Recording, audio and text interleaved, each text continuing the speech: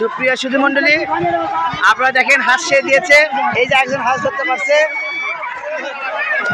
দেখেন সবাই হাঁস ধরার জন্য দৌড়াদৌড়ি করতেছে। ওই যে একটা হাঁস, সবাই চেষ্টা করছে হাঁস ধরার জন্য।